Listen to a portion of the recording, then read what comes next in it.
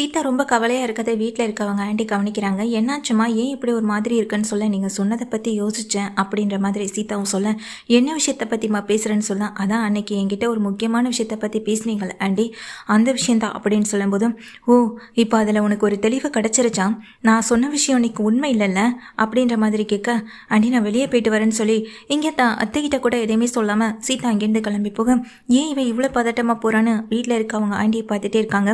சீதா இங்கே நேராக கோவிலுக்கு போன பிறகு மீனாவுக்கு கால் பண்ணுறேன். அக்கா நான் உன்னை அவசரமாக பார்க்கணும், நீ உடனே கிளம்பி வாக்கா அப்படின்னு சொல்ல, ஏன் என்னாச்சு சீதா அப்படின்னு கேட்குறாங்க. அக்கா நீ மாமாவை வரும்போது கூட்டிகிட்டு வாக்கா, உங்ககிட்டையும் மாமா கிட்டேயும் ஒரு முக்கியமான விஷயத்தை பற்றி நான் பேசியே ஆகணும் அப்படின்ற மாதிரி தான் அம்மா கடை போட்டிருக்க அந்த கோவிலுக்கு முன்னாடி நிற்கிறாங்க. என்னடி ஆச்சு, வந்ததுலேருந்து ஏதோ முக்கியமான விஷயம் அப்படின்னு ரொம்ப பதட்டமாக இருக்கேன். என்னடி வீட்டில் ஏதாவது பிரச்சனையா, மாப்பிள்ளைக்கு உனக்கு ஏதாவது சண்டையான்னு சொல்ல, இல்லைம்மா அதெல்லாம் எதுவும் இல்லைன்னு சொல்ல, வேலை பார்க்குற இடத்துல ஏதாவது பிரச்சனையா, எதுவாக இருந்தாலும் சொல்லுடி, என் மனசு கடந்து படாப்பட்டுக்குது அப்படின்னு சொல்லி பேசுகிறாங்க. அம்மா கொஞ்சம் அமைதியாக இருமா, சீதாவை பார்த்தா வீட்டில் எதுவும் பிரச்சனை இருக்க மாதிரி தெரியலை, அக்கா கிட்டேயும் மாமா கிட்டேயும் ஏதோ முக்கியமான விஷயத்த சொல்கிறதுக்காக தானே இப்போ சீதா வர சொல்லியிருக்கான். என்ன சீதா உண்மை தானே அப்படின்னு சொல்லி கேட்க, ஆமாண்டா சத்யா, சரி வாங்க உள்ளே போய் உட்காரலான்னு இங்கே உள்ளே போகிறாங்க. என்ன ஆச்சரி, எதை கேட்டாலும் சொல்ல மாட்டேன்னு சொல்லும்போது அப்போ தான் முத்து மீனா 2 பேருமே வந்துக்கிட்டு இருக்காங்க. மீனா முத்து 2 பேருமே வந்துட்டு, என்னாச்சு சீதாவுக்கு ஏதாவது பிரச்சனையா அப்படின்னு சொல்லி கேட்க, என்னன்னு தெரியலைங்க, ஏதோ முக்கியமான விஷயம் தான் சொன்னான், ஆனால் எதை பற்றின்னு எதுவுமே என்கிட்ட சொல்லலை.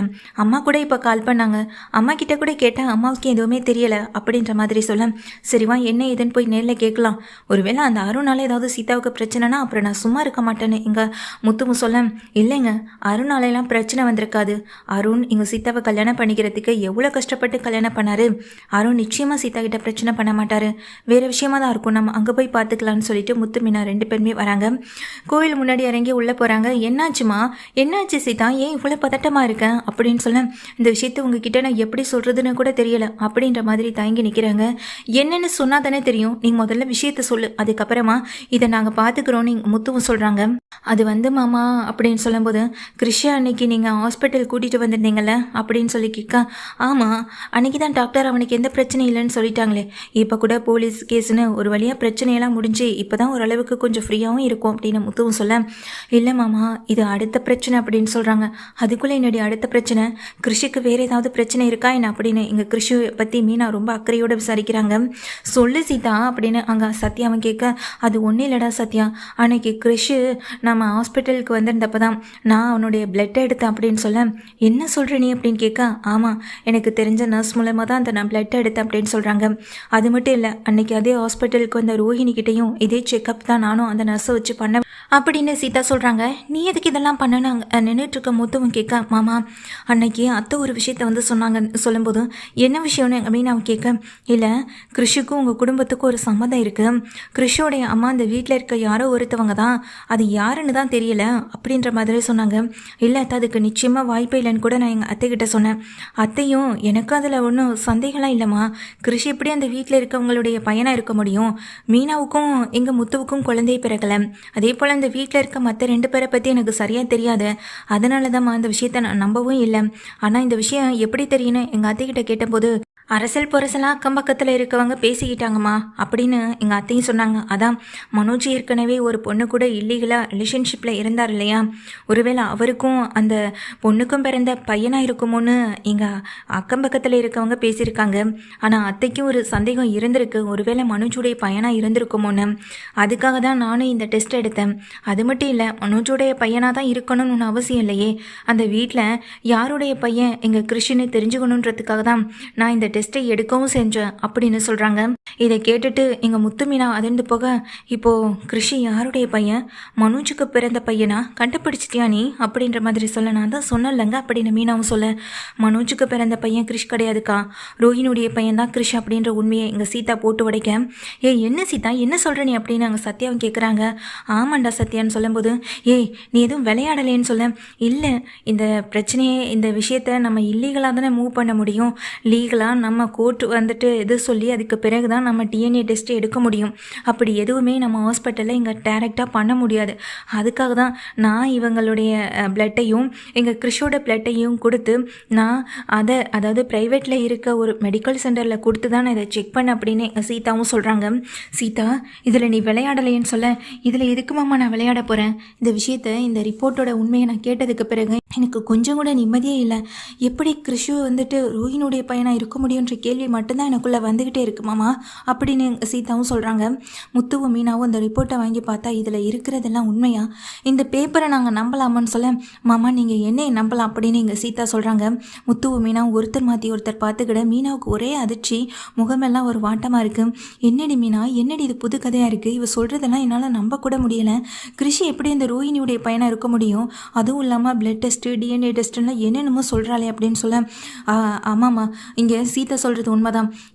யாருடைய குழந்தைன்னு கண்டுபிடிக்கிறதுக்கு நமக்கு இருக்க ஒரே ஆதாரம் இந்த ரிப்போர்ட் மட்டும்தான்.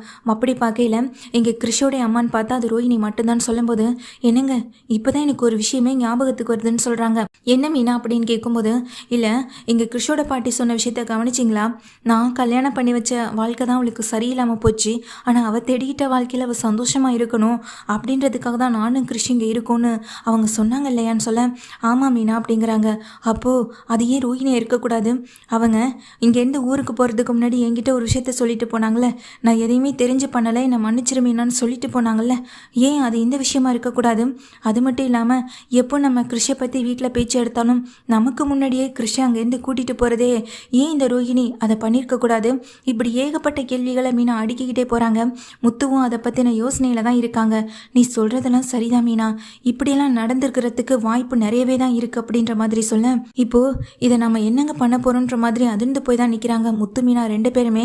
அதுவும் சீதா இப்படிப்பட்ட ஒரு விஷயத்த பண்ணுவாங்கன்னு யாருமே எதிர்பார்க்கல.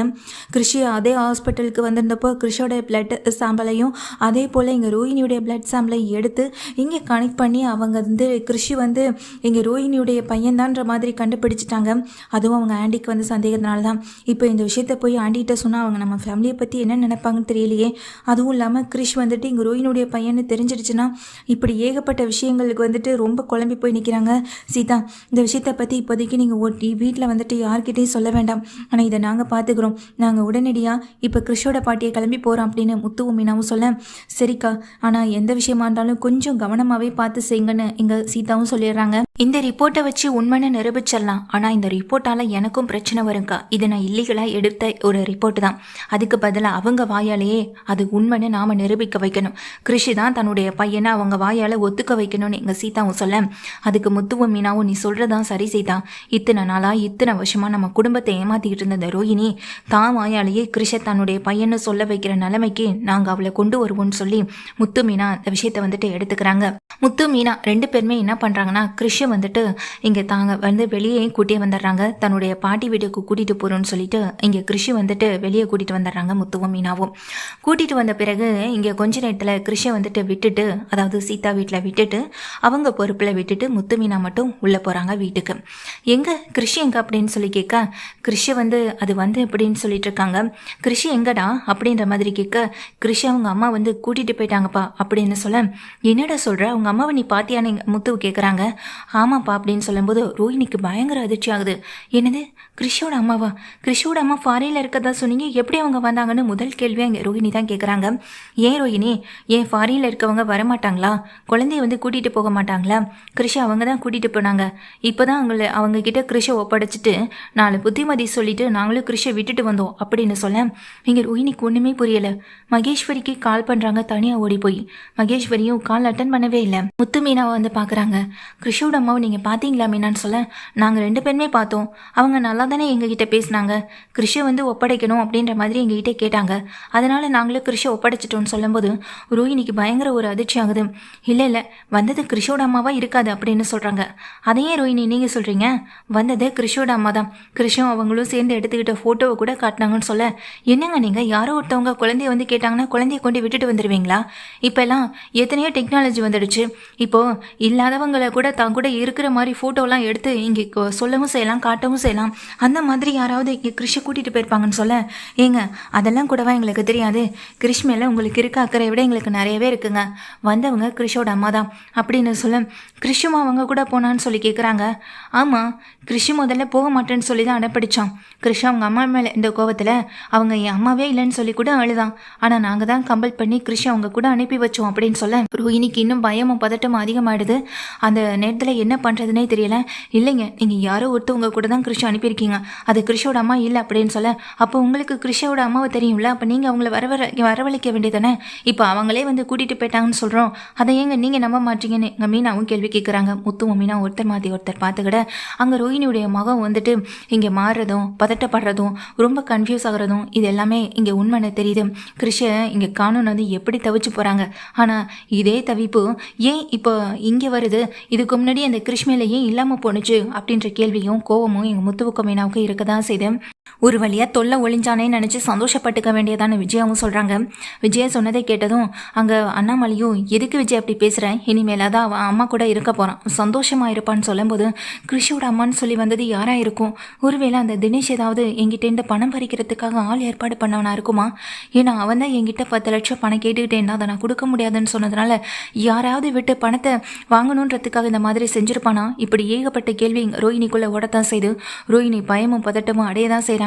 என்ன ரோஹிணி, நீங்கள் ஏன் இவ்வளோ பயப்படுறீங்க, இவ்வளோ பதட்டப்படுறீங்க, ஏன் நீங்கள் இப்படி இருக்கீங்கன்ற மாதிரி மீனாவை கேட்க நானும் அதை தான் கவனிச்சிட்டு இருக்கேன். ரோஹிணி நீங்கள் நார்மலாகவே இல்லை அப்படின்ற மாதிரி ஸ்ருதியும் சொல்லிட்டு இருக்காங்க. இல்லைங்க, நான் நல்லா தான் இருக்கேன்ற மாதிரி சொல்லிட்டு ரோஹிணி ரூம்குள்ளே போக, இந்த பதட்டத்தோடே உன்னை வச்சிருக்கேன், இனி அவை என் வலையில் வந்து சிக்குவா அப்படின்னு முத்துவும் மீனாவும் பார்த்துட்டே இருக்காங்க. இவ்வளோ பெரிய பொய்யை மறைச்சி இந்த குடும்பத்தை ஏமாத்திட்டு இருக்காங்கல்ல, இதெல்லாம் இவ்வளோ சீக்கிரத்தில் இந்த வீட்டில் அவங்கள திட்டு வாங்கி வைக்கக்கூடாது, அடி வாங்கியும் வைக்கக்கூடாது. கொஞ்சம் நேரம் பதட்டப்படட்டும், அப்போ தான் பிள்ளையோட அருமை என்னன்னு அந்த ரோஹிணிக்கு அப்பவாது தெரியும். இங்கிடி பிள்ளையையும் ஏமாற்றி புருஷனையும் ஏமாற்றி வாழ்கிற வாழ்க்கையெல்லாம் ஒரு வாழ்க்கையா? அதுவும் இந்த மனோஜுக்காக இப்படி தாம்பெத்த பிள்ளையை தூக்கி போட்டு வரணும்னு, இந்த வாழ்க்கையை வாழணும்னு எந்த அவசியமும் இல்லை. இவ்வளோ நாளாக கிறிஷை கஷ்டப்படுத்தினதுக்கு இது கொஞ்ச நேரம் கஷ்டத்திலே இருக்கட்டும் அப்படின்னு எங்கள் முத்து மீனா 2 பேருமே முடிவு பண்ணுறாங்க. ரோஹிணிக்கு என்ன பண்ணுறதுனே தெரியல. ஸ்டேஷன் போய் கம்ப்ளைண்ட் கொடுத்தாலும் நம்ம பையன்ற மாதிரி காணோம் தான் கம்ப்ளைண்ட் கொடுக்க முடியும். பத்தாத்துக்கு இந்த மகேஸ்வரி ஃபோனை கூட அட்டன் பண்ண மாட்டாளேன்னு பதட்டத்திலேயே இருக்க வச்சிருக்காங்க இங்கே ரோஹிணி. எந்த மாதிரியான சீக்வன்ஸோட இந்த சீரியல் போனால் நல்லா இருக்கும்னு நினைக்கிறவங்க இந்த வீடியோக்கு ஒரு லைக் பண்ணி ஆதரவை தெரிவிங்க.